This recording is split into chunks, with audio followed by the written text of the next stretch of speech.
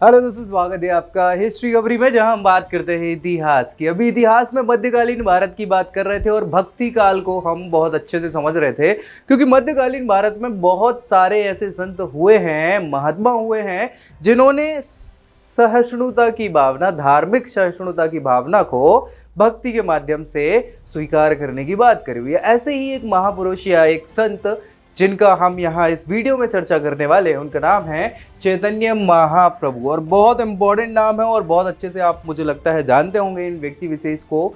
ये संत महात्मा हैं। इनके जीवन परिचय की बात करने वाले हैं। 1485 में जन्म होता है, 1533 ईस्वी में ये पुरी में इनका देहांत हो जाता है। तो क्या है इनके पीछे खास? चूंकि कृष्ण जी के बहुत बड़े भक्त थे ये, ठीक है, सो अपने आप में बहुत ज़्यादा इंपॉर्टेंट इनका महत्व हो जाता है। क्या है भैया, चलिए देख लेते हैं। वास्तविक नाम की अगर बात करी जाए तो वास्तविक नाम विशंबर था इनका। क्या नाम था? विशंबर नाम था। इनकी माँ जो है इनको निमाई भी बोला करती थी प्यार से। साथ ही साथ गौरांग भी इनका एक और नाम है प्रारंभिक नाम की अपेक्षा। और जो प्रसिद्ध नाम है वो है चैतन्य महाप्रभु, जो बहुत ही प्रसिद्ध है, फेमस है। इनके भाई थे, बड़े भाई, जिनका नाम था विश्वरूप। और जन्म इनका जो हुआ है 1485 ईस्वी में होली के दिन होता है बंगाल में। बंगाल में नवद्वीप नगर जो है वहाँ पे इनका 1485 में जन्म हो जाता है। पंडित जगन्नाथ मिश्र इनके पिताजी हुआ करते थे। ये ब्राह्मण परिवार में जन्मे व्यक्ति थे। पिताजी भी बहुत बड़े व्यक्ति थे, विद्वान थे, इसीलिए इनको भी, इनके घर में भी माहौल धार्मिक बना रहता है हर प्रकार से। माता इनकी सची देवी जो बहुत ही ज़्यादा धार्मिक गुणों से भरपूर थी, तो माँ का भी कहीं ना कहीं आपको यहाँ पे एक प्रभाव देखने को मिलता है धार्मिक रूप में, जिसके कारण आपका भी मन किस ओर, धर्म की ओर बड़ी जल्दी लग जाता है। गुरुजी की बात करें तो वसुदेव सार्वभौम ये इनका नाम है, जो न्याय शास्त्र का अध्ययन कराते थे। और इन्होंने पर्टिकुलर विशंबर, या हम बात करें चैतन्य महाप्रभु की, सो न्याय शास्त्र का अध्ययन जो है इनसे करा हुआ था, वसुदेव सार्वभौम से। किसने? चैतन्य महाप्रभु ने। और न्याय बहुत इंपॉर्टेंट चीज हो जाती है अपने आप में। सहपाठी की बात करें तो दधीची एक बुक है, उसके रचनाकार इनके सहपाठी हुआ करते थे। ये तो इनका ही नाम यहाँ पे गलत लग गया है।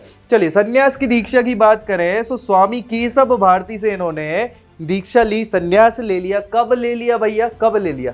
आपको क्या लगता है? तो मेरे ख्याल से 25 वर्ष की आयु में इन्होंने सन्यास ले लिया था, 1510 में। अभी हम चर्चा कर लेंगे। इनके जो शिष्य हैं, एक बहुत बड़े कुख्यात डाकू हुआ करते थे नौरोजी उस समय के, जो इनके शिष्य बन गए और उन्होंने डकैती वगैरह सारी चीजें छोड़ के धार्मिक जीवन यापन करना चालू कर दिया। तो ये अपने आप में एक बहुत बड़ी अचीवमेंट मान ली जाती है इनके जीवन काल की। इसके अलावा बहुत सारे लोग हैं जो इनके शिष्य बने हैं और इनको फॉलो करने वाले, इनके फॉलोअर्स की दिन प्रतिदिन अगर हम बात करें तो चाहे वो बंगाल हो, और कृष्ण जी को मानने वाले बहुत सारे भक्त जो है चैतन्य महाप्रभु को बहुत ज़्यादा मानते हैं।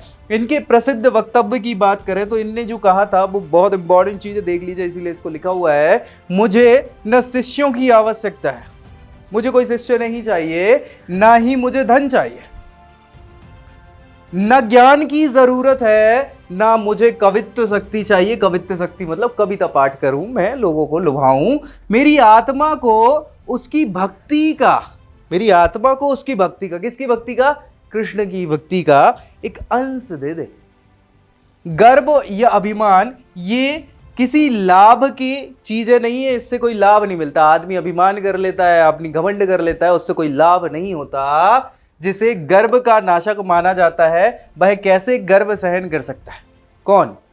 आत्मा की बात कर रहे हैं। आत्मा गर्व नाशक करती है। गर्व मतलब आपकी पवित्र आत्मा है, तो गर्व, अर्व या अभिमान होना फायदेमंद चीज नहीं है। जो गर्व का नाश करता है, कौन है गर्व का नाश करने वाला?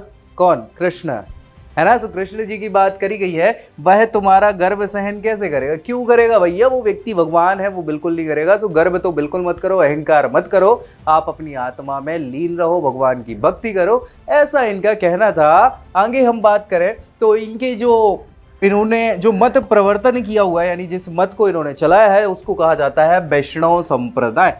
ठीक है, वैष्णव यानी विष्णु जी के ये पर्टिकुलर अवतार को ज़्यादा फॉलो करते थे, मानते थे। उन्हीं में से कृष्ण जी जो है उनको ज़्यादा मानते थे, कृष्ण जी की भक्ति करते थे। सो इनके द्वारा जो नया संप्रदाय चला गया है वो क्या है? वैष्णव संप्रदाय। तो वैष्णव संप्रदाय के ये प्रमुख व्यक्ति है चैतन्य महाप्रभु। उल्लेखनीय तथ्य की बात करें तो 15 वर्ष की उम्र में इन्होंने संस्कृत भाषा, साहित्य, व्याकरण और तर्क शास्त्र पर, तर्क शास्त्र देखो उस समय बहुत बड़ी चीज होती है, नीति की बात चल रही क्योंकि न्याय शास्त्र इन्होंने पढ़ा हुआ था, सो तर्क शास्त्र भी जो है इसका ज्ञान इन्होंने 15 वर्ष की आयु में ही सब प्राप्त कर लिया था। क्योंकि घर का माहौल बहुत इंपॉर्टेंट होता है भैया। पिताजी आपके बहुत बड़े विद्वान हैं, माँ भी धार्मिक स्वभाव की महिला है, बड़े भाई जो हैं वो भी कहीं ना कहीं धार्मिक विचारधारा वाले व्यक्ति हैं। सो आपका पूरा का पूरा यहाँ पे क्या हो जाएगा, धार्मिक रूप से या फिर व्यवहारिक रूप से विद्वता की अगर बात करी जाए, परिवार विद्वान है तो आप कहाँ से पीछे छूट जाओगे। सो वो सारी चीजें यहाँ पे।